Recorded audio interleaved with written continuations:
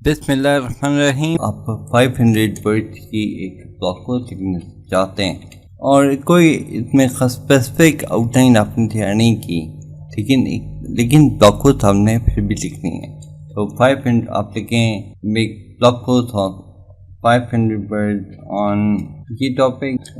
Okay, you can see کہ اب وہ میرا ایک بلاگ پوسٹ ہے کرنا. اب سمپل یہ ہے کہ اس بلاگ پوسٹ کو ایز اٹ از کاپی نہیں کرنا، بلکہ اس بلاگ پوسٹ کو جو بھی بلاگ پوسٹ تیار ہوگی اس کو ایک دفعہ ریویو کریں، گو تھرو کریں اور اس کے بعد آپ پبلش کریں.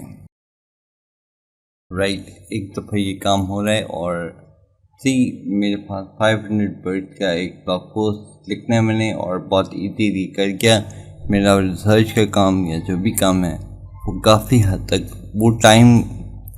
تک کم ہو گیا ہے.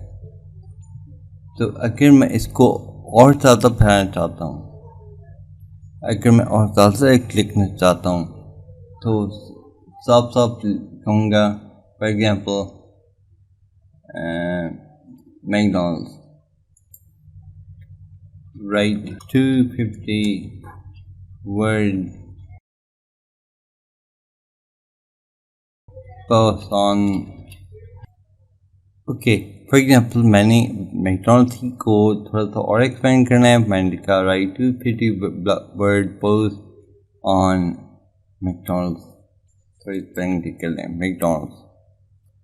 تو انٹر کیا، مجھے یہ 250 ورڈ کی ایک چھوٹی سی پوسٹ تیار کر دے دے گا. تو یہ اس کا ہمارا ایک اور فائدہ ہے. تو اس پوسٹ کو ہم کاپی کر کے میکڈونلڈس والے سیکشن میں پیسٹ کر دیں گے، اور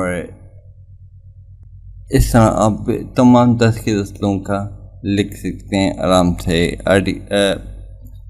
ڈیٹیل آپ دے سکتے ہیں. تو یہ ہمارے پاس ایک اور فائدہ ہے بلاگرس کو، اور یہ بہت بڑا فائدہ. تھوڑا سا ذرا یہ دیکھیں، میں نے چیٹ جی پی ٹی کو یوز کرتے ہوئے صرف 6 گھنٹوں میں 2500 ورڈ کا ایک چھوٹا سا آرٹیکل لکھ دیا تھا. لکھ کے اس کے دو ڈرافٹ بنا کے پبلش کر دیا. پہلے انیشیل ڈرافٹ اور پھر اس کو تھوڑا سا لکھ گیا، اور ٹھیک کرنے کے بعد مزید میں نے یہ والا پوسٹ ہے.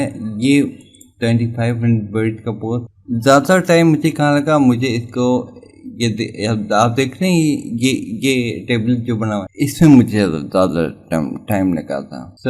2500 ورڈ کا پوسٹ تیار ہو گیا.